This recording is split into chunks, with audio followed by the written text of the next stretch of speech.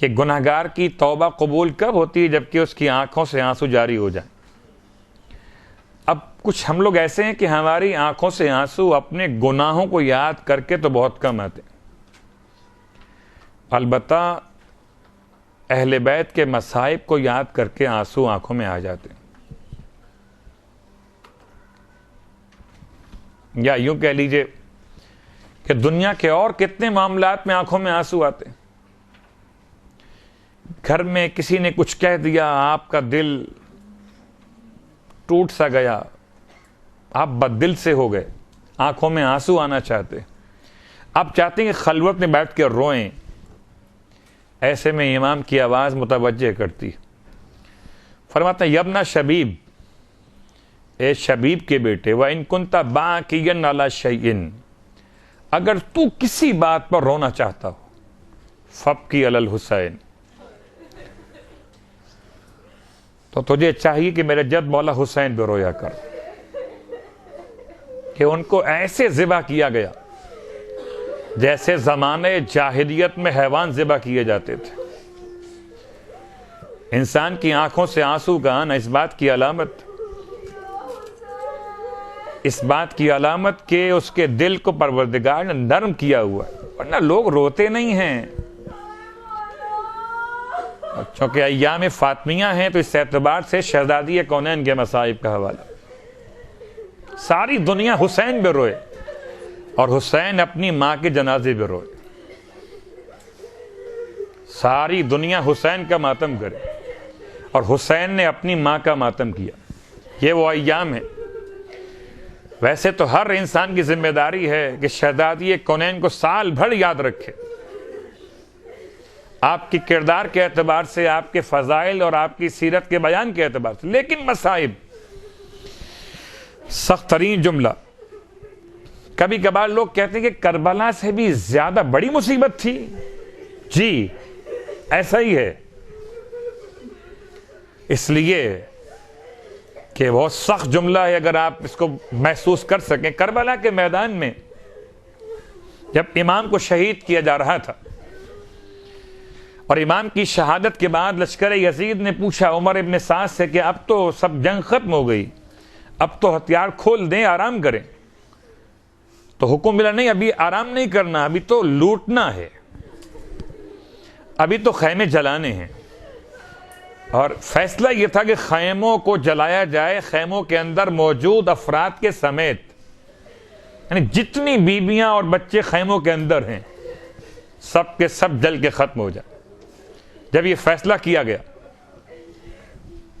تو کہتے ہیں ایک شخص اپنے چہرے پہ نقاب ڈالے ہوئے شمر ذی جوشن کے پاس آیا اور آنے کے بعد کہا کہ جتنا اہل بیت میں ظلم ڈھا چکے ہو وہ کم ہے کیا جو اب بچوں کو اور عورتوں کو جلانا چاہتے ہو؟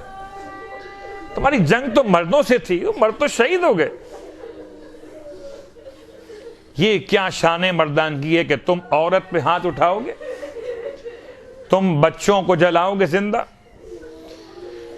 کہتے ہیں کہ شبر نے سر اٹھا کر اس کو دیکھا، چہرے پہ نقاب ڈالی ہوئی، یہ کون شخص ہے؟ پوچھا تو ہے کون؟ کہا اپنا نام نہیں بتاؤں گا۔ کہتے ہیں شمر کے بعض ساتھیوں نے اس کی تائید کی کہ ہاں یہ بات تو صحیح ہے کہ مردانگی کی علامت یہ نہیں ہے کہ عورتوں پہ ہاتھ اٹھایا جائے، کہ پھر ایسے خیمے جلاؤ کہ تاکہ بچوں کو اور بیویوں کو نکلنے کا موقع مل سکے۔ اسی لیے یہ جملہ پڑھا جاتا ہے کہ 17 خیمے تھے اور ایک ایک کر خیمے جلائے گئے، اور بیویاں ایک کے بعد ایک خیمے سے نکل کر منتقل ہوتی رہیں۔ کربلا میں کوئی بیوی نہیں جلی ہے۔ ہائے مدینہ منورہ، شمر کے ہاتھ سے تو خیموں کے اندر بچے محفوظ رہ گئے، لیکن کیا سیدہ، بہت غور کیجئے، میرے چوتھا امام جب کبھی بخار کی شدت محسوس کرتے تھے، اپنے جسم منازنی پر، اپنے جسم بخار زدہ پر امام ٹھنڈا پانی ڈالتے تھے اور ٹھنڈے پانی کے چھڑکاؤ کے ساتھ یا فاطمہ، واہ فاطمہ، اس لیے کہ خالی آپ نے یہ مصیبت محسوس کی ہے کہ دروازہ گرایا گیا تھا، نہیں، دروازہ نہیں، جلتا ہوا دروازہ۔ خود سیدہ فرماتی ہیں کہ اتنی شدید آگ تھی کہ میرے چہرے پر، اللہ اکبر اللہ اکبر، عزیزو، برداشت کرنے کے لیے حوصلہ چاہیے، اچھی مصیبت ہے۔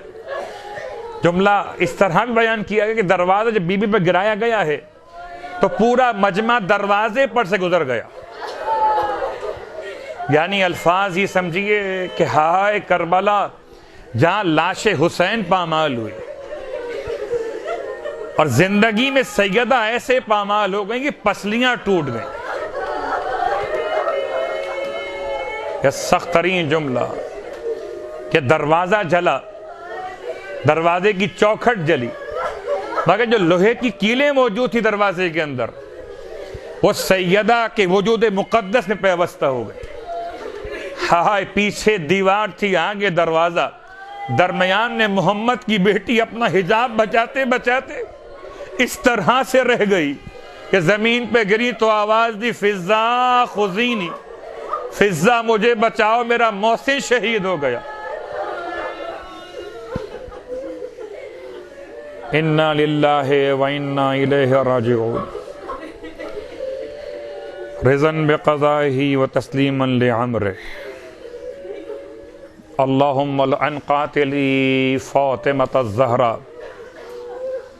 پروردگار واسطہ محمد و آل محمد کا، شہزادی کونین کا واسطہ۔ اور واقعاً بہت سخت اذیت تھی۔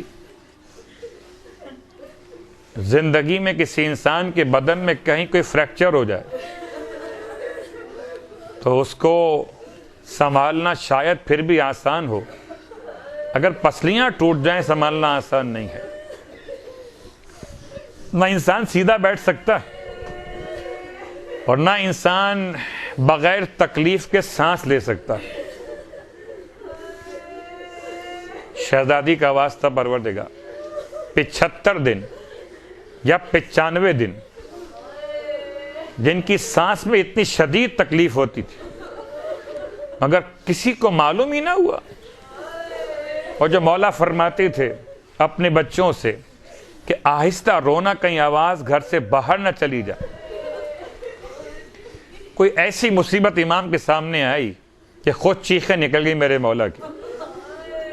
جب فضا نے مولا سے مسئلہ پوچھا کہ مولا بتائیے، اگر پانی بدن پہ کسی مقام پر نہ پہنچ سکے تو کیا طریقہ اختیار کیا جائے؟ امام نے فرمایا، فضا کیا کہنا چاہتی ہو؟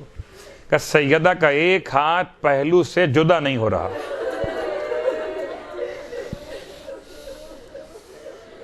تاریخ میں 2 ہی ایسے مقامات جہاں ہاتھ رکھ کے زخم چھپائے گئے، یا کربلا کے میدان میں جوان اکبر نے بوڑھے باپ سے اپنے زخم جگر کو چھپایا تھا، یا مدینے میں سیدہ نے ٹوٹی ہوئی پسلیوں کو علی ابن ابی طالب سے چھپایا تھا۔ پروردگار، شہزادی کونین کا واسطہ، اس کا واسطہ جس کے جنازے کو اٹھاتے ہوئے جب حسنین ماں سے لپٹ کر روئے، پوری تاریخ شاہد ہے، کسی منزل پر کربلا سے شام یا اس سے پہلے کے واقعات میں منادی کو یہ کہنا نہیں پڑا، جو منادی نے مولائی متقیان سے کہا، ابو الحسن اب بچوں کو ماں کی میت سے الگ کر لیجئے، کہ پوری کائنات میں کوہرام مچ گیا۔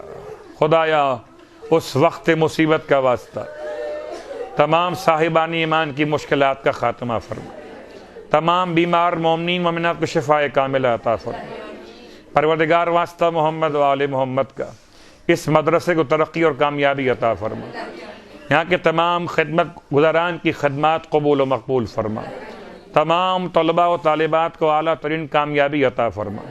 پروردگار واسطہ محمد و آل محمد کا ہم سب کی خدمات مقبول فرما، اور خاص طور سے شہزادی کونین کے چاہنے والوں میں ہمارا شمار فرما۔